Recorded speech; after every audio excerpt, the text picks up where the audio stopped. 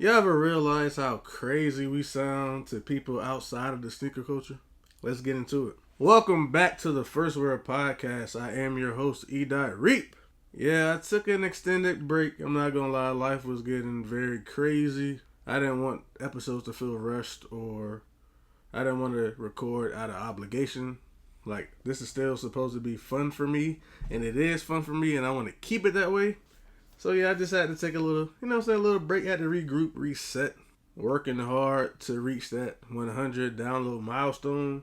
And like once you reach a certain milestone you've been working hard for, you kind of just want to you just want to breathe afterwards. Like a weight lifted off the shoulder, and that's pretty much where I have been the past few weeks. But like I said, we're back to your regularly scheduled programming. So yeah, episode 11. I wanted to keep it light.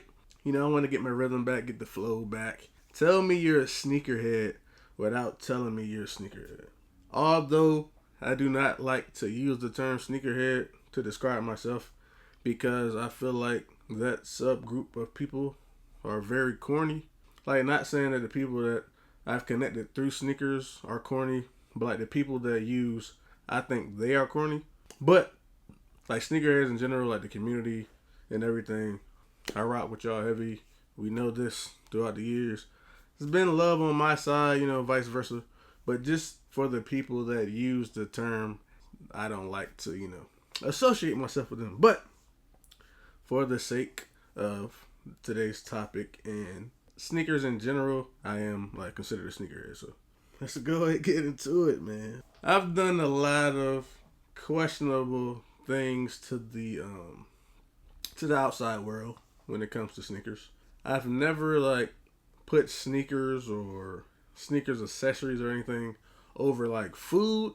I definitely put purchasing sneakers over housing, which caused me to have to live off campus for the remainder of my tenure there.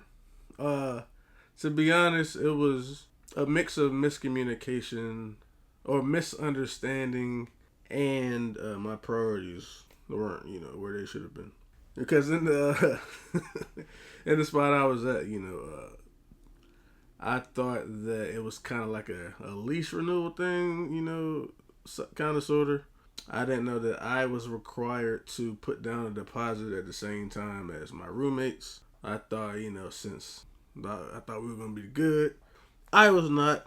Lesson learned, and I would never put myself in that situation again. And it was one of those things, young, dumb, the moment that really solidified my sneakerdom, my sneakerhead. Like, yeah, that was really a bonehead move, but hey, we live and we learn.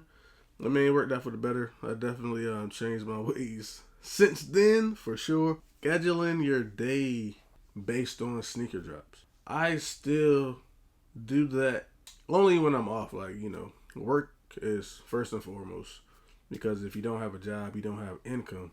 You can't be a sneakerhead unless you're young and your parents or supports you financially. Then that's a different story. But for me, I'm buying everything. So without my job, I can't pay for it.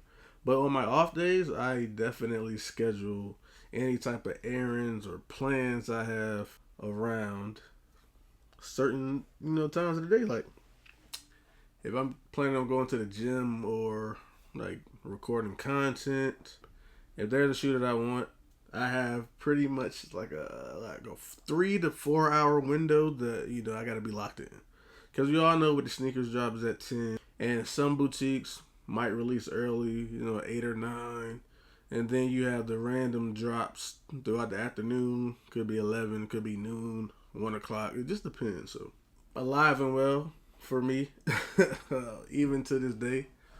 In 2025, I'm still scheduling my off days around sneaker drops. Because, when you want a sneaker, I want to be able to attempt to purchase it. It's a different story, but I at least want to put myself in the position to be successful. And it's so crazy just to think about it. It's like, we as a collective, really, we have to jump through hoops for companies to take our money and give us the product. Like, if you think about it that way, it's like, we are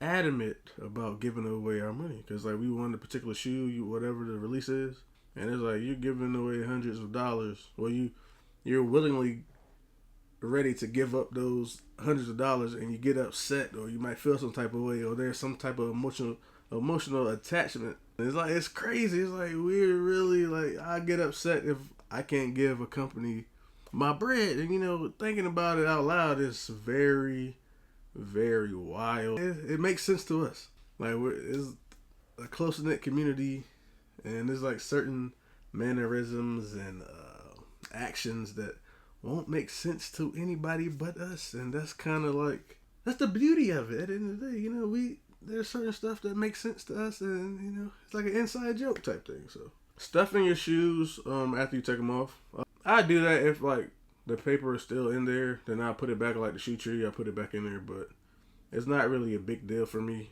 I know some people will make sure they stuff every single shoe, or they'll buy the shoe trees. They'll buy the IKEA joints and stuff their shoes. Over time, I heard they kind of mess the shape of the shoe up. Like it'll be morphed or disformed after a while. So if you're doing that, just be mindful of it. I know they have like the wooden shoe trees, and honestly, I don't care. Like creases are going to happen. It's just the nature of the game. Like if you wear your shoes enough, they're going to start getting creased up. Like I personally don't care now. I know growing up, definitely that was like a big thing. You want your joints to be crispy. But at the end of the day, bro, creases are going to happen. Especially when you got like certain grade of leather or grains of leather, however you want to word it. Some of them come like pre-creased or like wrinkled or whatever. So held a pair in the mirror like you were choosing a Pokemon. Now, that's definitely from, I want to say like the swag era. When you like taking pictures, like you got a phone call, but your shoes are the phone. I definitely have pictures on Facebook like that. I know that recently became like a new trend on Twitter where like they were like showing like all the old pictures when like the grapes dropped and they put them in like the produce section, or the peanut butter and jelly KDs, the bread 1s or 4s, or aka the black cement and the playoff 11s. They would put them on the shelf with the bread because it's the bread colorway. The Fruity Pebble LeBrons, bowl of cereal, Fruity Pebbles, I never went that far with it, but I've definitely taken pictures with like shoes up to my ear like I was getting a call. Even the Fat Joe era, licking the bottom of the kicks, it was definitely crazy. Like, ugh. Just thinking about it now, licking the bottom of the shoe was definitely crazy. But if you're still doing that now, wow. Like, all jokes aside, I'm terrified because you have to be a certified psychopath. Use undead stock in a sentence like it's normal. Undead stock is definitely still very like sneakers culture, sneaker society. It's like the thing to do. I definitely make content around it. It's basically centered around unds in your shoe, like your first wear. So your first wear is going to be your unds moment, your undead stock moment. So I'm all for unds, undead stock. I definitely say DS. We still use it very much to this day. Unds is still a thing. Double sock to make your shoe fit. Yes, I've done that. It definitely went from athletic thing, because I like my shoes tight when I was hooping or playing volleyball. I definitely did the double sock thing. I don't like loose shoes when I'm playing. A tighter shoe, the science disproves that. That's a myth, but I know a personal preference every time I hoop. Even to this day, if I decide to go to the gym or whatever. But as far as the sneakerhead thing, yeah, if you get a shoe that's a half size too big, definitely double sock it. I personally will put a extra insole in there as long as it's not uncomfortable to make it fit, because the sizing now is just so crazy, and with me being a 12, like more so 12 and a half, it's hard to get that perfect fit that I want, because retail stores normally you get a 12 or you get a 13, and that 13 for the most part is too big. I'd rather do a 12 and a half if I can. So now I'm on the side of taking out that insole, man. It's like I don't want to purposely might buy a shoe too small, like a half size too small, just to take the insole out. I would rather wear the shoe with everything still attached to it. But like I said, when you're blind purchasing stuff online, you're not sure how it fits. My 12 is my default size. So if I do happen to get a pair size 12 and they're like maybe a little too snug, I will pop the insole out. I prefer to swap it out with a thinner insole, so that's what I do for the most part, unless the actual midsole or the insole of the shoe, the shoe itself, if it's padded, I pop the insole out, and you really couldn't tell the difference once you put the shoe on. So stuff like that, if I have to, then yeah, I will keep the insole out, but I like to swap it out with like a very, very thin insole, just so I have some type of barrier. I've done both. Double socked it up to make the half size fit a little better, and take the insole out to to make it a half size bigger. Like, hey, those things happen over time, man. That's what happens when you're a sneakerhead, you know. Try the shoe on to walk around the crib. I've done that before, for sure.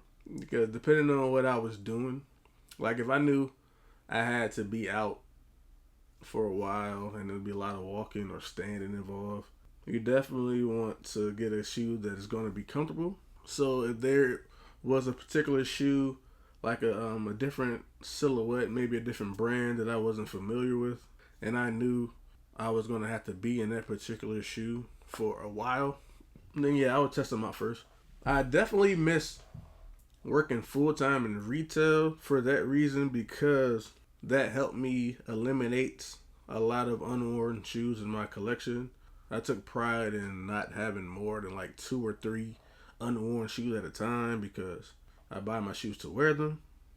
So working in retail full time, you know, I'm in the mall, but 5 days a week, I would be able to break in the new pairs at work. So when it was time for me to rock them outside or whatever, they were already good. So that was my like workaround from like, you know, walking around the crib in them, but I could really get a good idea of how they would perform. But yeah, definitely done that too. So if you're watching this or listening to this podcast, please don't hesitate. You know, examples of being a sneakerhead. Like, I just wanted to give a few examples.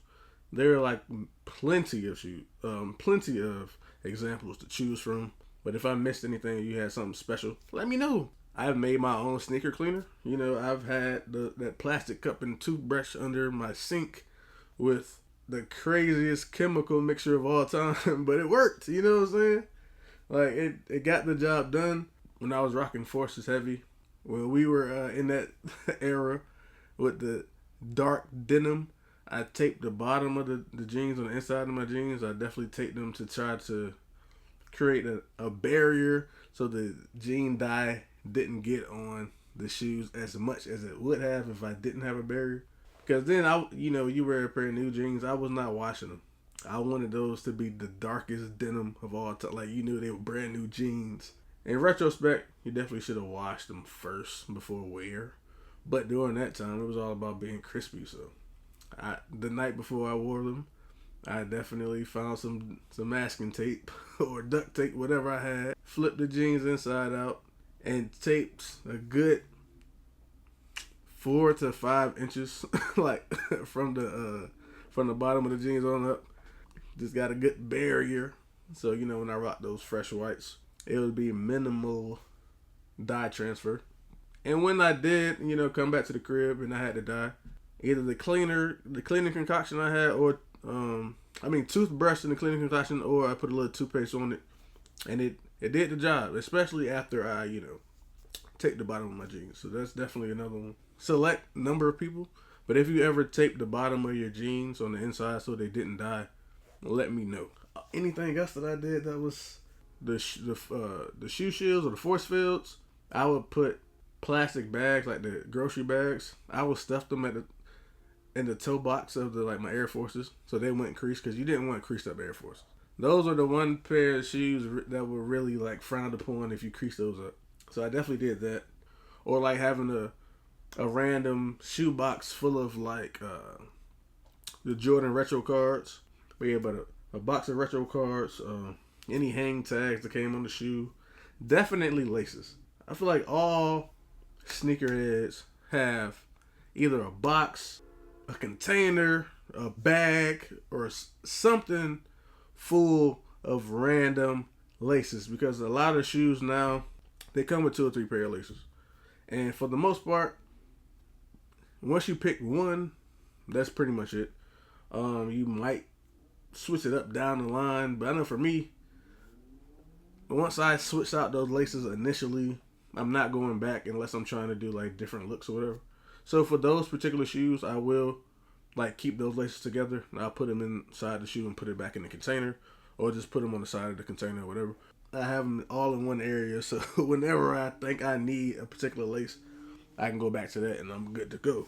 Switching gears a little bit, so that was just, I feel like it'll be fun just to see what everybody's quirks, because we're all different but the same, if that makes sense. We're the same in the sense of shoes are definitely important to us for whatever reason.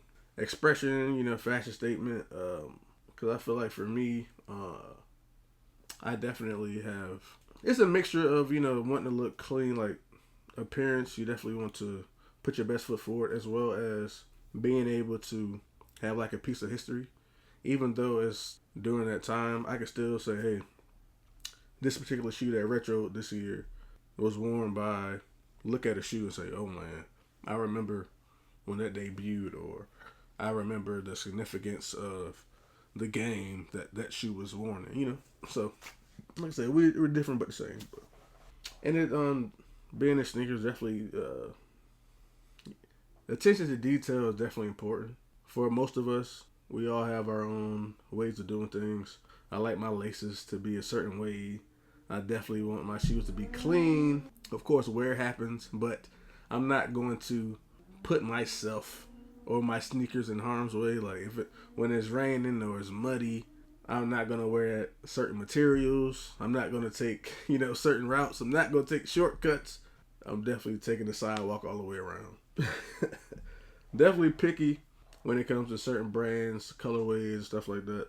I take pride in my appearance, and sneakers elevates that for me. I like my outfits, or whatever I wear to. I like the cohesion.